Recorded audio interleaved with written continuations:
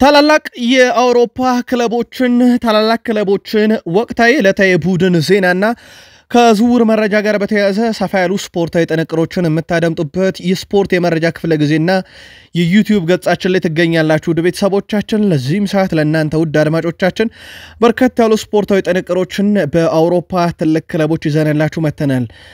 ዛሬ ትልቅ ዝውውሮችን ሰማን። ውድ ቤተሰቦቻችን በተለይም በተወዳጁ የእንግሊዝ ፕሪሚየር ሊግ ትልቅ ክለቦች ትልቅ ዝውውሮችን እየፈጸሙ ይገኛሉ። ታላላቆቹ ክለቦች በዚሁ ሲሳተፉ የትኞቹ ክለቦች ተሳተፉ የሚለውን በዚህኛው የስፖርት የመረጃ ክፍለ ጊዜ ለእናንተ ውድ አድማጮቻችን እናደርሳለን። ሻምፒዮኖቹ ሊቨርፑሎች ሁለት ዝውውሮችን ሊጨርሱ ነው። ውድ ቤተሰቦቻችን ሊቨርፑል እንደ ሻምፒዮንነቱ አይደለም ቀጣይ ውድድር ዓመት ራሱን በደንብ እንደሚያጠናክር ፍንጭ ሰጥቷል። ሁለቱን የሊቨርፑል ትልልቅ ዝውውሮች በዚህኛው መረጃ ክፍለ ጊዜያችን እናነሳለን። ቸልሲ በዚህ የውድድር ዓመት ትልቁ ነገሩ የሚጠበቅበት ሁለት ነገር ነው። አንድ ኮንፈረንስ ሊግ ዋንጫ፣ ሁለት የፕሪሚየር ሊግ ደረጃ ሰንጠረዥ እስከ 5 ውስጥ ሆኖ መጨረስ ነው። የመጨረሻው ጨዋታ ደግሞ ጨዋታውን የሚያደርገው ሌላኛው የአውሮፓ ሻምፒዮንስ ሊግ ተፋላሚ ለመሆን እየተፋለመ የሚገኘው ኖቲንግሃም ፎረስት ነው። ካሁኑ የበርካቶችን ቀልብ የሳበ ጨዋታ ሆኗል። የቼልሲ እና የኖቲንግሃም ፎረስት ጨዋታ እንመለከተዋለን በመረጃ ክፍለ ጊዜያችን ላይ። አርሰናል ቤት ብዙ የተተቸውን ማርቲን ኦዴጋርድን እናነሳለን። ከዛ በተጨማሪ ማይክል አርቴታም ለገበያ ቀረቧቸውና የወሰኑባቸው 3 ተጫዋቾች ቢሆኑም ከዛ በላይ ተጫዋች ሊሸጥ ይችላል እየተባለ ነው። ጉዳት ያሰቃየው ሪካርዶ ካላፊዮሪንም በተመለከተና በአርሰናል ቤት የቡድን ዜናዎቻችን እንደተጠበቁ ናቸው።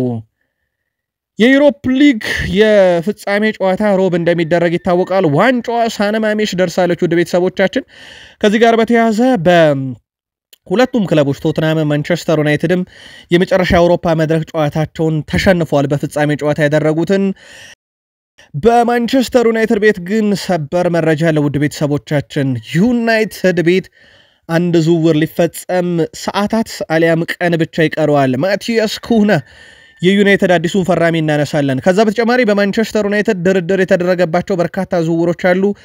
ጆዜ ሞሪኖ ዋንጫውን ማን ይበለዋል ተብለው ሲጠየቁ በገደምዳሜው እሳቸው የራሳቸውን ምላሽ ሰጥተዋል። ከእሳቸው ምላሽ ምን ተረዳችሁ? ለውድ አድማጮቻችን እናደርሳችኋለን። ዛሬ በርከት ያሉ ትልቅ ዝውውሮችን ሰምተናል በአውሮፓ መድረክ። ለእናንተ ውድ አድማጮቻችን እያጋራናችሁ ቆይታ እናደርግ። ላይክ አድርጉን፣ እናበረታቱን። ውድ ቤተሰቦቻችን ሐሳብ አስተያየታችሁን ስለምታጋሩንም በእውነት ከልብ ነው የምናመሰግነው። ቤተሰቡን ካሻችሁ ሰብስክራይብ አድርጋችሁ ደውል ምልክቷን መጫን እንዳይረሳ። አጠራጠር ያሉ ስፖርታዊ ጥንቅሮቻችንን አንድ መረጃ በማስቀደም እንጀምር። ለየት ያለው መረጃችን በዘንድሮ የውድድር ዓመት ሊጎች እየተጠናቀቁ ነውና ከዚህ ጋር በተያያዘ ተጨማሪ መረጃ አድርሰናችሁ እንጀምር። የአውሮፓ ሻምፒዮንስ ሊግ ተሳታፊ ክለቦች ሀገራቱ እየተለዩ ይገኛሉ። ከተወዳጁ እንግሊዝ ፕሪሚየር ሊግ ብንጀምር ሊቨርፑል እና አርሰናል ቀጣይ መሳተፋቸውን አረጋግጠዋል። ተጨማሪ 4 ክለቦች ፕሪሚየር ሊጉ ያሳተፋል።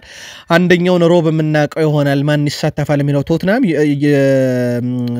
ዩናይትድ የሚለውን አንደኛውን እንወስናለን። የፊታችን ሮብ እናውቃለን። በስፔን ላ ሊጋ ሁሉም ተሳታፊ ክለቦች ታውቋል። ባርሴሎና፣ ሪያል ማድሪድ፣ አትሌቲኮ ቢልባኦም፣ አትሌቲኮ ማድሪድ እና ቪላሪያል።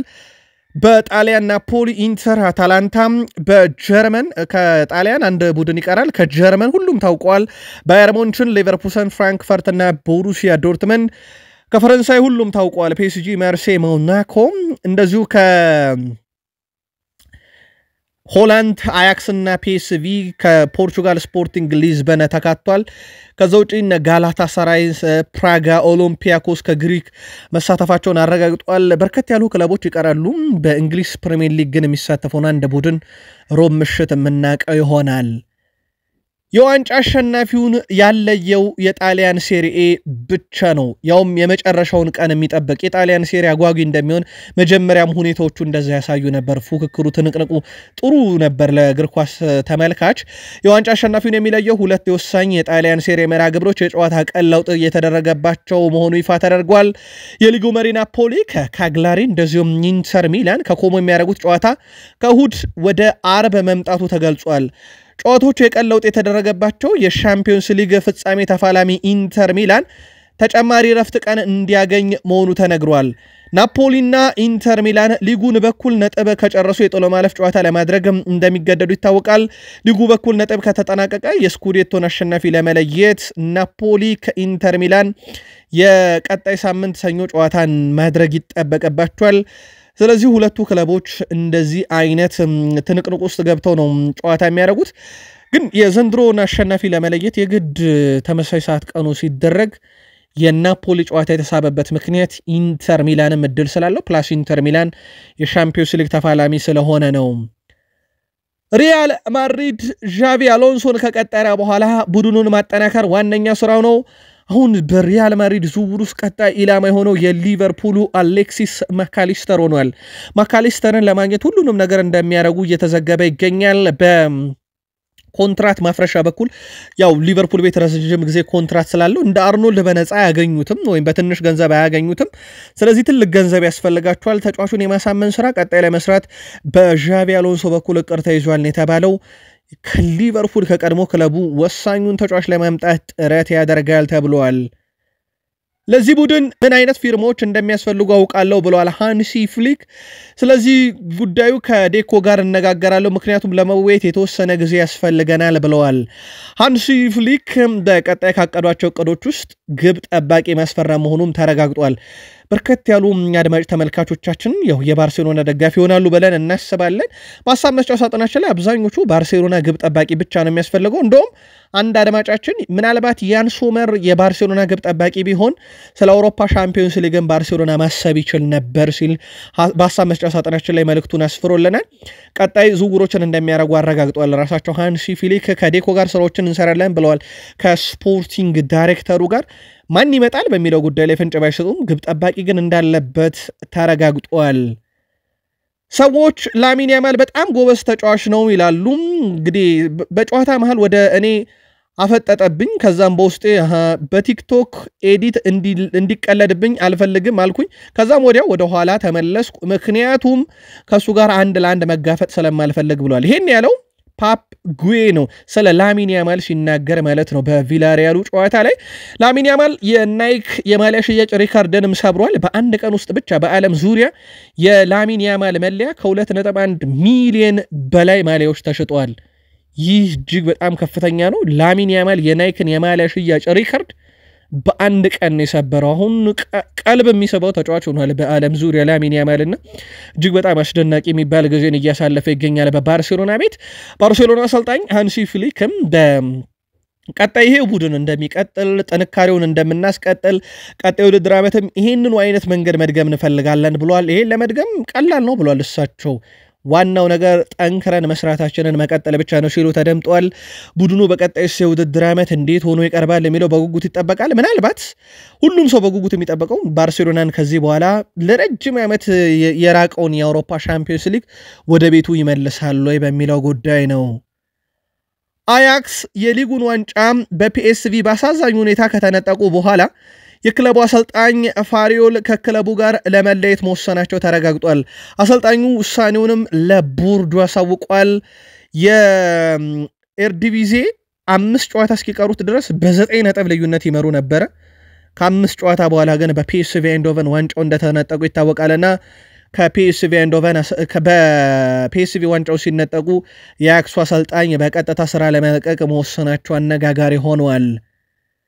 ዩቬንቱሶች በዱሳን ቪላሆቪች ላይ ያላቸው ውሳኔ አልተቀየረም ተብሏል። ፋብሪዚዮ ሮማኖ እንዳረጋገጠውም ከሆነ አሁንም ዱሳን ቪላሆቪች ኮንትራቱ 2026 ላይ ይጠናቀቃል። ምንም እቅድ የለም ኮንትራቱን የማራዘም። በዩቬንቱስ በኩል የተያዘው እቅድ በዚህ ክረምት ለፈላጊዎቹ ተጫዋቹን መሸጥ ብቻ ነው ተብሏል። 37ኛ ዓመቱ ላይ ይገኛል ፔድሮ። በዚህ ውድድር ዓመት ላዚዮ 43 ጨዋታዎችን አድርጓል። 14 ግብና 5 አሲስት አለው። ኢንተር ሚላንን በዚህ ሳምንት ጉድ ከሰሩ ተጫዋቾች ውስጥ አንደኛው ነው። 2 ግብ አስቆጥሮ ያው ባለቀ ደቂቃ ለላዚዮ ግብ አስቆጥሮ ኢንተር የሴሪያው መሪ መሆን የሚችልበትን እድል እንዲያጣ እንዳደረገው ይታወቃልና 14ኛ ግብ 5ኛ አሲስት ያው በ37 ዓመቱ ላይ እንደ አዲስ ተጫዋቹ ራሱን እያሳየ ይገኛል በጣሊያን ሴሪኤ። ቪክተር ኦስሜንና ጋላታሳራይም ፍቅራቸው ጸንቷል። ወደ ቤተሰቦቻችን በተለይም የጋላታሳራይ ደጋፊዎች በፍጹም አትልቀቅብን እያሉት ነው። የውሰት ተጫዋች እንደሆነ ይታወቃል። ያው እሱን ማቆየት የሚችሉበት አጋጣሚ ለአያክስ በጣም ፈታኝ ነው የሚሆነው። በተለይም ትልቅ ገንዘብ ይፈልጋል ተጫዋቹን የግላቸው ለማድረግ ፕላስ በተጫዋቹ በኩል የአውሮፓ ትልቅ ክለቦችን ይፈልጋልና ቀጣይ ፈተና ሊሆን ይችላል ለጋላታሳራይ። እንግዲህ ባነር በትልቁ አሰርተው በጨዋታም ጎል አስቆጥሮ ዋንጫን ባለቤት አድርጓቸዋል። በትልቅ ባነር እንግዲህ እዛው እንዲቆይ ጥያቄ አቅርበዋል። የኤሪክ ቴንሃግን ስም በድጋሚ እየሰማን እንገኛለን። ውድ ቤተሰቦቻችን ስማቸውን እየሰማን የምንገኘው ደግሞ ከአያክስ አምስተርዳም ጋር ነው። ኤሪክ ቴንሃግ ወደ ክለባቸው ለመመለስ እንቅስቃሴ ጀምሯል የሚሉ መረጃዎች በስፋት እየወጡ ይገኛሉ። አሰልጣኙ ስማቸው ከባየር ሌቨርኩሰንም ጋር ሲያዝ ነበር።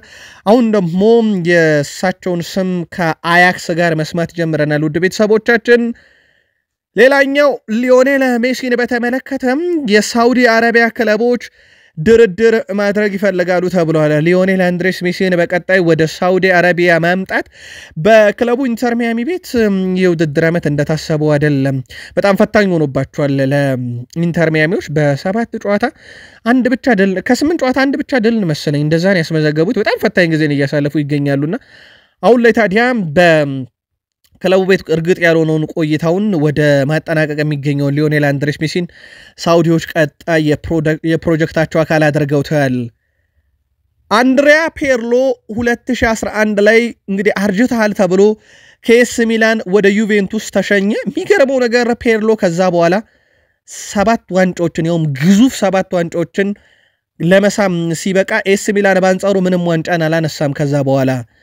ይህን ያልናችሁ ዛሬ 46ኛ ዓመቱን እያከበረ ስለሆነ ነው። አንድሪያ ፔርሎ የሴሬ ዋንጫን 6 ጊዜ፣ ኮፓ ኢታሊያን 2 ጊዜ፣ ሱፐር ኮፓን 3 ጊዜ፣ ሻምፒዮንስ ሊግን 2 ጊዜ፣ ሱፐር ካፕን 2 ጊዜ፣ ፊፋ ክለብ ዋንጫን 1 ጊዜ፣ የዓለም ዋንጫን 1 ጊዜ ያገኘ ተጫዋች ነው። 21 ቁጥር መለያ ለብሶ ሲጫወት በርካቶች እናስታውሳለን። እኔ ከፔርሎ ማረሳለት ውድ ቤተሰቦቻችን የቆሞ ኳስ አጠቃቀም ቴክኒኩን ነው። እናንተስ ምኑን ታስታውሳላችሁ በእግር ኳስ ዘመኑ?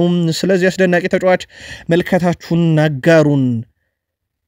ዣን ፊሊፔ ማቴታም እንግዲህ ክሪስታል ፓላስ የዋንጫ ባለ ክብር ሲሆን በኤፍኤ ካፑ ጆሮን የሰዋ ተጫዋች እንደሆነ እናስታውሳለን። 3-0 አሸንፈው ወደ 4ኛ ዙር አካባቢ ወይ 5ኛ ዙር አካባቢ ሲያልፉ ዣን ፊሊፔ ማቴታ ጆሮን እንግዲህ እስከማጣት ደርሶ ነበረ። በኋላም በፍጻሜ ጨዋታ በዌምብሌ ቡድኑ በኢብሪቼ ኢዜ ብቸኛ ግብ ድል ካደረገ በኋላ ዋንጫውን ደስታ ሲገልጽ ከእናቱ ጋር አክብሯልና እናቱን በስቴዲየም ተገኝተው ነበረ። እናቱን በስቴዲየም እንዲገኙም በማድረግ ዋንጫውን አብሮ ደስታውን ሲገልጽ ተመልክተናል። ዣን ፊሊፔ ማቴታም ለኦሊቨር ግላስነር ከመጡ በኋላ ወደ ቡድኑ በትልቁ ራሱን ያሳየ ያሻሻለና በርካታ የአውሮፓ ክለቦች እንዲመኙት የሆነም ተጫዋች እንደሆነ ይታወቃል። ቼልሲዎች እቺን ቀን አይረሷትም። የዛሬ 13 ዓመት ልክ በዚች ቀን ቼልሲዎች የአውሮፓ ሻምፒዮንስ ሊግን ባየር ሙኒክን በማሸነፍ ያነሱበት ምሽት ነበረ። ዲዲየር ድሮግባ ደግሞ በዚህ ምሽት የማይረሳው ሰው ነው። በተለይም በጭንቅላቱ ግብ አስቆጥሮም ቡድኑን ከመሸነፍ የታደገበት በኋላም ወደ አሸናፊነት ለመምጣታቸው ምክንያት የሆነ ሰው ነበረ። የአውሮፓ ሻምፒዮንስ ሊግ ከ13 ዓመት በፊት በዚች ቀን ፍጻሜውን ያገኘለት ሻምፒዮኑ ቼልሲ የጨዋታው ምርጥ ዲዲየር ድሮግባ ነበረ። ከ3ኛ እስከ 7ኛ ያሉ ክለቦች 1 ነጥብ ሲለያቸው በእርግጥ እንደ ማንቸስተር ሲቲ ያለ ቡድን ማክሰኞ ምሽት ጨዋታውን ያደርጋል። ካሸነፈ ሲቲ ቢያንስ ከዚህ ጫና በተወሰነ መንገድ ራሱን ያላቅቅና አቻ ውጤትንም ስለመናፈቅ ሊጫወት ይችላል የመጨረሻውን ጨዋታ። ይህ ፈተና ሞር ለቼልሲ ያደላ ይመስላል። ቼልሲ በአውሮፓ ሻምፒዮንስ ሊግ ደረጃው ስለማጠናቀቅ የመጨረሻ ጨዋታውን ማሸነፍ ብቻ ማረጋገጫው ይሆናል። አለበለዚያ ነጥብ የሚጥል ከሆነ አቻ የሚወጣ ከሆነ የሚሸነፍ ከሆነ ሂሳባዊ ስሌቶች ግድ ይላሉ። ቼልሲ ደግሞ ቀጣይ ጨዋታውን የሚያደርገው ከኖቲንግሃም ፎረስት ጋር ነው። ኖቲንግሃም ፎረስት 7ኛ ቼልሲ 4ኛ ይገኙ እንጂ ያለው የነጥብ ልዩነት 1 ብቻ ነው። ይህ ጨዋታ ደግሞ የፊታችን እሁድ በተመሳሳይ ሰዓት በሚደረጉ የ38ኛ ሳምንት መርሃ ግብር አንዱ ነው። ቼልሲ ይህን ጨዋታ የማሸነፍ ግዴታ ውስጥ ሊገባ ይችላል። ውድ ቤተሰቦቻችን ካሁኑ የበርካቶችን ቀለብ የሳበ ጨዋታ ሆኗል። በወቅቱ ሲቲ ከፉልሃም፣ ኒውካስል ከኤቨርተን፣ አስቶን ቪላ ደግሞ ከማንቸስተር ዩናይትድ በተመሳሳይ ሰዓት የሚያደርጉት ጨዋታ በመላው ዓለም ትኩረትን የሳበ ነው። ለቼልሲ ግን የመጨረሻው ጨዋታ የሞት ሽረት ትግል ይሆናል ተብሎ ይጠበቃል። ከዚህ ጋር በተያያዘ አሰልጣኝ ኤንዞ ማሬስካም ቡድኑ ሁሉንም ነገር ለመስጠት ዝግጁ ነው ብለዋል። የቀሩን 2 ፍጻሜ ነው ያለው ማርክ ኩኮሬላ በበኩሉ አንደኛው ፍጻሜ ከኖቲንግሃም ፎረስት ጋር የምናደርገው ጨዋታ ሲሆን ከዛ በኋላ በሳምንቱ አጋማሽ በኮንፈረንስ ሊግ ከሪያል ቤትስ ጋር የምናደርገው ጨዋታ ነው። ሁለቱን ጨዋታ ማሸነፍ ዓመታችንን በጥሩ ሁኔታ እንድንጨርስ ያደርጋል። ለዛ ዝግጁ ነን ሲል ተደምጧል። ሊቨርፑል የዘንድሮ ሻምፒዮን ነው፣ ግን እንደ ሻምፒዮንነቱ ብቻ አይደለም ውድ ቤተሰቦቻችን ትልልቅ ዝውውሮችን እየፈጸመ ይገኛል። ቀጣይ ዓመት ራሳችንን ከዚህ በተለየ መንገድ እናጠናክራለን ባሉት መሰረት አርኔ ስሎት የመርሳይዱ ክለብ ሊቨርፑል የባየር ሌቨርኩሰን የመስመር ተጫዋች ጄሬሚ ፍሪፖንግን የሕክምና ምርመራ እያደረገ ይገኛል። ውድ ቤተሰቦቻችን በዚህ ሰዓት የ4 ዓመቱ የቀይ መስመር ተጫዋች ጄሬሚ ፍሪፖንግ ሊቨርፑል ቤት የ5 ዓመት ኮንትራት ሲፈርም ሊቨርፑል ጄሬሚ ፍሪፖንግን በባየር ሌቨርኩሰን ቤት ያለውን 35 ሚሊዮን ፓውንድ የውል ማፍረሻ መክፈላቸው ተረጋግጧል። ሊቨርፑል በተጨማሪም ሌላ ተጫዋች ሊያስፈርም ነው። ውድ ቤተሰቦቻችን ይህ የጄሬሚ ፍሪፖንግ የቀኝ ኮሊደሩን ይዞ የሚጫወት የአርኖልድ ተተኪ ነው። ስለዚህ ይህ 100% ተጠናቋል። የጄሬሚ ፍሪፖንግ ዝውውር ቀጣይ የሚጠበቅ ሌላ ዝውውር ደግሞ አለ። ሊቨርፑል ዛሬ ውይይት ያደረጉት ከሜሎስ ኬርኪዝ ጋር ነው። ንግግሩ ወደ ላቀ ደረጃ መድረሱ ተረጋግጧል። ሊቨርፑል ከኬርኪዝ ጋር በግል ጉዳዮች ነው ድርድር ሲያደርግ የዋለው። በዛሬው ዕለት ሁለተኛው ፈራሚ እንደሚሆን በርካቶች እያረጋገጡ ይገኛሉ። ሊቨርፑሎች ከሜሎስ ኬርኪዝ ጋር በግል ጉዳይ ከስምምነት የሚደርሱ ከሆነ ወደ በርንማውዝ አቀንተው ከበርንማውዝ ጋር የተቀመጠውን የውል ማፍረሻ 45 ሚሊዮን ዩሮ በተመለከተ ደግሞ ድርድር ያደርጋሉ ተብሎ ይጠበቃል። ሜሎስ ኬርኪዝ የሊቨርፑል ተጫዋች መሆን እንደሚፈልግ አስቀድሞ ፋብሪዚዮ ሮማኖ ቆየት ባለ መረጃው አረጋግጦታል። ተጫዋቹ በግል ፍላጎቱ ሊቨርፑልን መቀላቀል እንደሆነ። ስለዚህ አሁን የቀረው ነገር በቀጣይ የተወሰኑ የግል ጥቅማ ጥቅም ጉዳዮች ላይ መስማማትና ከበርንማውዝ ጋር በክፍያ ጉዳይ መደራደር ብቻ ነው። ስለዚህ ሊቨርፑል እስካሁን በዚህ ሰዓት የተረጋገጠ የጄሬሚ ፍሪፖንግ በቀጣይ የሚጠበቅ የሜሎስ ኬርኪዝ ዝውውር ትልቁ ጉዳይ ነው። ይህ ለሊቨርፑል ደጋፊዎች አስደሳች የሚባለው መረጃ ነው። በዚህ ውድድር ዓመት ሊቨርፑል የፕሪሚየር ሊጉ ሻምፒዮን ሲሆን ቁጥሮች ሻምፒዮን መሆን እንደሚገባውም ያሳያሉ። ለአብነት ያክል ክሊንሺት ያለውን በርካታ ክሊንሺት ያስመዘገበውን ቡድን ብናይ ሻምፒዮኑ ሊቨርፑል ነው። 14 ጨዋታ ላይ መረቡን አላስደፈረም። በዚህ ውድድር ዓመት ሻምፒዮን ከመሆኑ በላይ ደግሞ እንደዚህ አይነት አስደናቂ ቁጥሮች ያሉት የአርኔ ስሎት ቡድን 13 ያለው አርሰናል ነው። ቀጥሎ ኒውካስል 13፣ ኖቲንግሃም ፎረስት 13፣ ማይሰር ሲቲ 5፣ ማይሰር ሲቲ 11፣ ኤቨርተን 11፣ ፓላስ 11 አላቸው። ቼልሲ በተመሳሳይ 10 የሚጠጋ ክሊንሺት አለው። ዩናይትድ 9፣ አስቶን ቪላ 9 አለው። ሊቨርፑል በዚህ ረገድ የፕሪሚየር ሊግ ቀዳሚ ቡድን ነውና አንዳንድ ጊዜ ዋንጫ ለማንሳት በሚደረግ ጥረት ላይ እንደዚህ አይነቱ ቁጥራዊ ስሌቶች ራሱ የቡድንን ጥንካሬ በብዙ መንገድ የሚገልጹት ይሆናል። ሊቨርፑል ደጋፊዎች ግን ተጨማሪ መረጃዎችን ስለያዝን እስከ ፕሮግራማችን ፍጻሜ ቆዩ። የተወሰኑ መረጃዎችን እናንሳና ወደ ሊቨርፑል መረጃ እንመለሳለን። ማርቲን ኦዴጋርድ በዚህ ሳምንት የነበረውን ጨዋታ ድል ሲያደርጉ አንድ አሲስት ማስመዝገብ ችሎ ነበረ። ይህም በውድድር ዓመቱ በእንግሊዝ ፕሪሚየር ሊግ 8ኛ አሲስቱ ላይ ደርሷል። ማርቲን ኦዴጋርድ ያው ብዙ የተተቸበት ዓመት ነው በዚህ የውድድር ዓመት። በእርግጥ እሱም ከጨዋታው መጠናቀቅ በኋላ ያው ለአርሰናል ደጋፊዎች ቃል ገብቷል። ቀጣይ የውድድር ዓመትን ከዚህ የተሻለ እናደርገዋለን ብሏል። የአርሰናል ሲዝን ግን ከዚህ የተሻለ ይሆናሉ። የአርሰናል ደጋፊዎች አሁን ቡድናችሁ ላይ ያላችሁ እምነት እንዴት ያለ ነው? ባለፉት 3 ዓመታት ውስጥ አንድ አይነት ነገር አስመልክቶናል። አርሰናል ሁለተኛ ወጥቶ አጠናቋል። ለፕሪሚየር ሊግ ዋንጫ የሚፋለም ቡድን ሆኗል። ግን ዋንጫውን ማንሳት በሶስቱም ዓመት አልቻለም። ግን በአንጻራዊነት ከሲቲ ቀጥሎ ባለፉት 3 ዓመታት ውስጥ ዘንድሮ ደግሞ ከሊቨርፑል ቀጥሎ ምርጡ ቡድን ሊቨርፑል ነበር። ግን ይሄ አንደኛ ከሚወጣው ቡድን ቀጥሎ ምርጥ መሆን በፕሪሚየር ሊጉ ሁለተኛ ከመውጣት የዘለለ ነገር ወይም የአውሮፓ ሻምፒዮንስ ሊግ ቦታን ከማረጋገጥ የተለየ ነገር አይኖረውም። በዚህ ቡድን ላይ እምነታችሁ ምን ያክል ነው? የአርሰናል ደጋፊዎች አጋሩን። ማርቲን ኦዴጋርድ ባለፉት 3 የውድድር ዓመታትም በፕሪሚየር ሊጉ ብቻ 25 ጎሎችን ሲያስቆጥር 25 አሲስቶች አሉት። በአጠቃላይ ማርቲን ኦዴጋርድ ባለፉት 3 የውድድር ዓመት በፕሪሚየር ሊጉ 50ኛ የግብ አስተዋጽኦ ላይ የደረሰበትም ዓመት ሆኗል ዘንድሮ ካለው ቁጥር አንፃር ምናልባት ይህ ቁጥር በፍጻሜም ጨዋታም ሊሻሻል ይችላል ለአርሰናል ግን የፍጻሜው ጨዋታ በዛን ያክል ደረጃ አስጨናቂ አይደለም ወደ ሴንት ሜሪ አቅንተው ሳውዛምፕተን ይገጥማሉ ሳውዛምፕተን ወርዶ አርሰናል ሁለተኛ መሆኑን አረጋግጦ ነው ጨዋታውን የሚያደርገውና የፕሪሚየር ሊግ የመርሃ ግብር ማሙያ ጨዋታ ብቻ ነው የሚሆነው የሴንት ሜሪው የአርሰናልና የሳውዛምፕተን ጨዋታ ስለዚህ አርሰናሎች ምናልባትም ቀጣይ ውድድር ዓመት የሚሞክሯቸውን ተጫዋቾች የሚጠቀሙበት ወይም ደግሞ ከክለቡ ጋር የሚለያዩ ተጫዋቾችን እድል የሚሰጡበት ጨዋታ ሊሆን ይችላል ማይክል አርቴታ በክረምት ታላላቅ ዝውውሮችን እንደሚያደርጉ አረጋግጧል አንድሪያ ቤርታም ይሄን አረጋግጧል ማይክል አርቴታ እንደው በቃለ መጠየቅ ወቅት ክለቡ ይሄንን ለማድረግ ዝግጁ ነው ሲሉ ተደምጧል ታዲያ ማይክል አርቴታም ከተመደበላቸው 100 ሚሊዮን ዩሮ በተጨማሪ ገንዘብ ለማግኘት የግድ ተጫዋቾችን ይሸጣሉ የተረጋገጠው ክለቡን የሚለቁ ተጫዋቾች በሽያጭና በኮንትራታቸው ሲጠናቀቅ የክለቡ ቋሚ ተጫዋች ከሆኑት ውስጥ ያው የነስተርሊንግ አይቆጠረ ምክንያቱም ኦሬዲ ስተርሊንግ የውሰት ተጫዋች እንጂ አርሰናል ንብረት አይደለም ግን ንብረት ከሆኑት ውስጥ ጆርጊኒዮ ጃኮቭ ኪዮር እና አሌክሳንደር ዚንቼንኮ የመሳሰሉ ክለቡን ይለቃሉ በሽያጭና በነፃ ወኪል ይለቃሉ ነገር ግን የነኚህ መልቀቅ ብቻ ለአርሰናል የገቢ ምንጭ አይሆንም ለአርሰናል የገቢ ምንጭ የሚሆነው በቡድኑ ኮንትራት ያላቸውን ተጫዋቾች ሲሸጡ ነውና ከዚህ ውስጥ የሚጠበቁ ተጫዋቾች አሉ እንደ ማርካ ዘገባ ከሆነ በስፔን ላሊጋ ክለቦች የሚፈለጉ አሉ ከዛ ውጪ ደግሞ ስካይ ስፖርት ይዞት የወጣው መረጃ በሳውዲ ክለቦች የሚፈለጉ ተጫዋቾች አሉ ነኚህ ማርቲኔሊ እና ትሮሳርድ ናቸው የነኚህ ተጫዋቾች ቆይታ በራሱ በአርሰናል እርግጥ አይደለም ምናልባት አርሰናል ከሚያወጣው በጀትና ከሚያስፈርማቸው ተጫዋቾች ይዘት አንፃር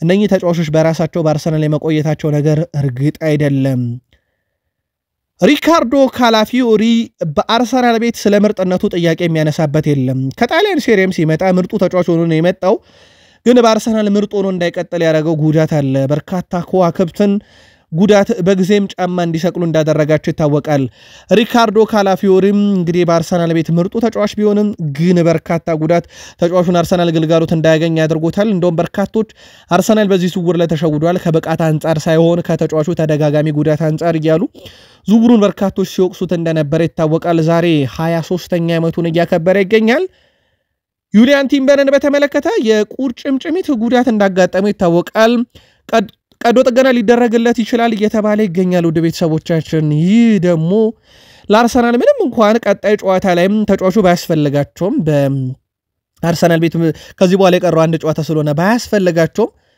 ግን ይህ ተጫዋች ተደጋጋሚ ጉዳትና ቀዶ ጥገና ምናልባትም ለቀጣይ ውድድር ዓመትም እንደዚሁ አይነት ነገር ስላለማስተናገዱ ዋስትና መውሰድ አይቻልምና ሌላኛው ምርጡ ተጫዋቻቸው ዩሊያን ቲምበር ለቀዶ ጥገና ይዘጋጃል እየተባለ ነው በአርሰናል በኩል አርሰናል ቤት እንደዚህ አይነት አሳዛኝ ዜናዎች ናቸው ያሉት ለማንኛውም ግን አርሰናል በቀጣይ በሚያደርጋቸው ዝውውሮች ላይ የተጫዋቾቹን የጉዳት ፕሮፋይልም በትልቁ ሊያስብበት ይገባል ከተጫዋቾቹ ምርጥነት በተጨማሪ ዩሊያን ቲምበር ምርጡ ተጫዋች ነው ምንም ያጠያይቅ ነገር የለም ወደ አርሰናል ሲመጣ በኤርዲቪዜ ከአያክስ ጋር የነበረውን ቁጥር መመዘኞች በሱ ቦታ ላይ አንደኛው ተጫዋች ነበር ግን ጉዳት ፈተና ሆኖበታል የዩሮፕ ሊግ ዋንጫ በዛሬው ዕለት ሳን ማሜስ ቢልባኦ ደርሷል ዋንጫውም መረከባቸውን ቢልባኦች ይፋ አድርገዋል የአውሮፓ እግር ኳስ ማህበርም ዋንጫውን አስረክቧል ቢልባኦ ስቴዲየም ስለሆነም በዛሬው ዕለት በሳን ማሜስ ቢልባኦ ስቴዲየም ጉብኝት ተደርጓል ለዋንጫ ቺን ዋንጫ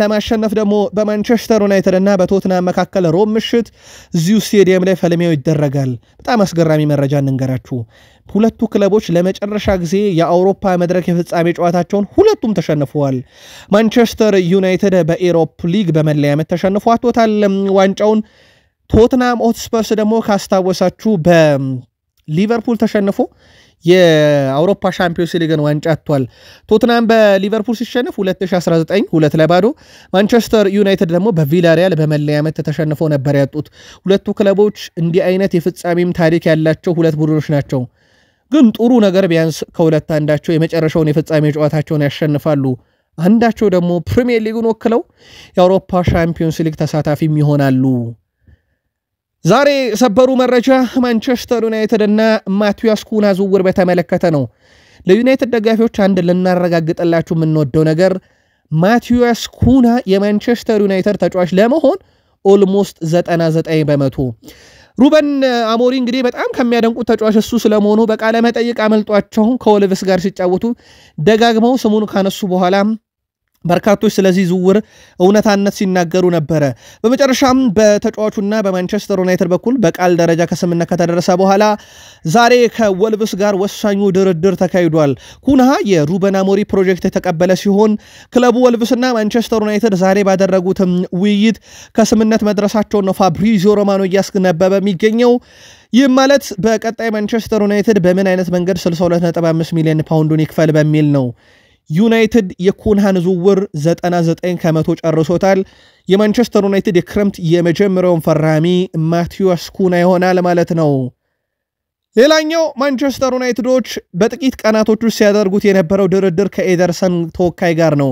ከዩሮፓ ሊግ ፍጻሜ ጨዋታ በኋላም በሁለቱ ወገኖች መካከል ተጨማሪ ግንኙነት ለማድረግ ቀጠሮ ይዘዋል። ማንቸስተር ዩናይትድ ከእንግሊዙ ክለብ ማንቸስተር ሲቲ እና ከጣሊያኑ ክለብ ዩቬንቱስ ቀድሞ ተጫዋቹን ለማስፈረም እድል እንዳላቸውም ነው እንግዲህ የጣሊያን የመረጃ ምንጮች እያስነበቡ የሚገኙት። በተለይም ጋዜጣ ዴሎ ስፖርት በፊት ገጹ ላይ በትላንትናው ዕለት በዛሬው ዕለት ይህን ዝውውር ይዞት ወጥቷል። ትልቅ ፈተና የሆነው በማንቸስተር ዩናይትድ በኩል ይህን ተጫዋች ለማምጣት በአታላንታ በኩል የተለጠፈበት 60 ሚሊዮን ዩሮ ብቻ ነው። ለማንኛውም ውይይቱ ቀጣይ ውይይቱ ከተጫዋቹ ከራሱ ጋር የሚቀጥለው ውይይት ከኤሮፕ ሊጉ የፍጻሜ ጨዋታ በኋላ መሆኑ ተረጋግጧል። ሌላኛው በዩናይትድ ቤት የሚጠበቀው ዝውውር ነው። ሪዮ ፈርዲናንድ በእኔ ሐሳብ ልምድ ያለው አጥቂ ያስፈልገናል።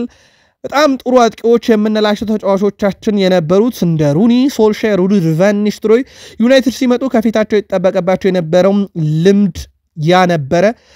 እንግዲህ ይህንን አይነት ልምድ ያለው ተጫዋች በዩናይትድ እንፈልጋለን ብለዋል።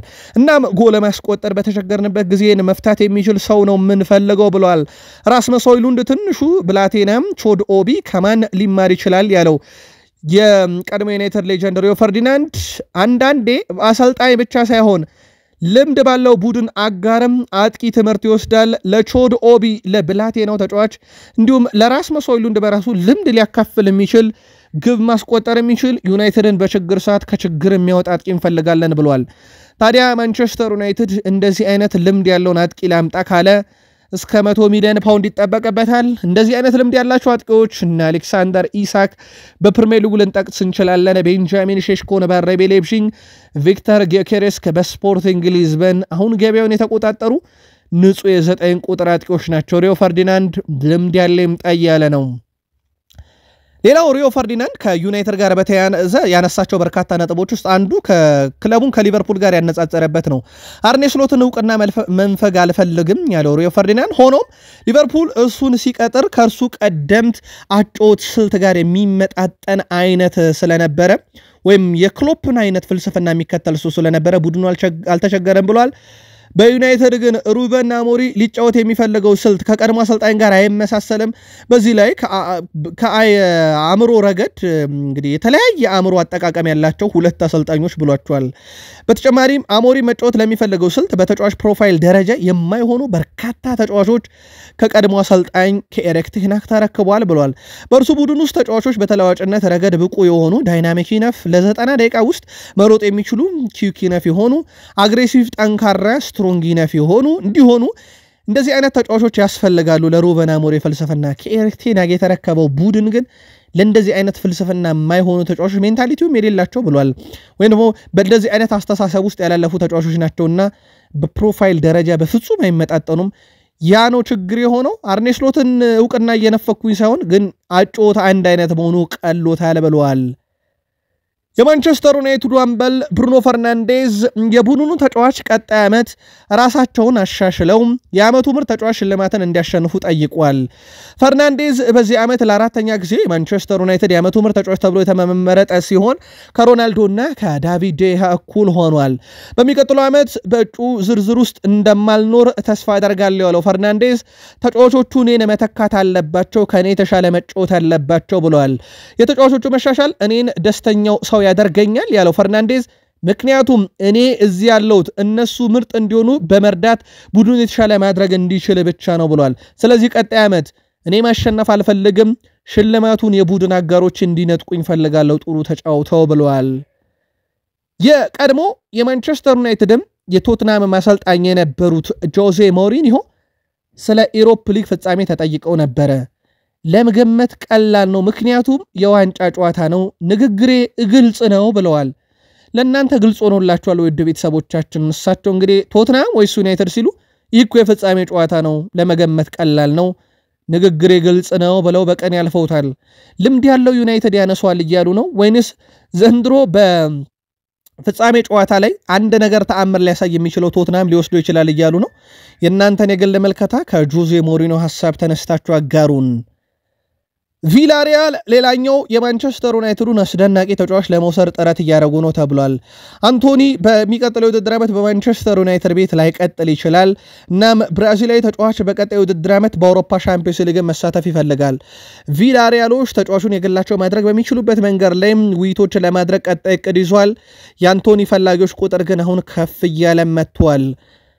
ሌላው የማንቸስተር ዩናይትድ የአካዳሚ ተጫዋች ኢታን ዊትሊ የእንግሊዝ ከ19 ዓመት በታች ብሔራዊ ቡድን የዩሮ ዋንጫ ለመታረገው ጨዋታ ጥሪ ተደርጎለታል። ይህ ተጫዋች ደግሞ በቀጣይ በትልቁ የሚጠበቀው ውድ ቤተሰቦቻችን በማንቸስተር ዩናይትድ በሩበን አሞሪም ዋናው ቡድን ውስጥ ይሆናል ተብሎ ይጠበቃል። ለብሔራዊ ቡድኑ ግን ከ19 ዓመት በታች ጥሪ ተደርጎለታል።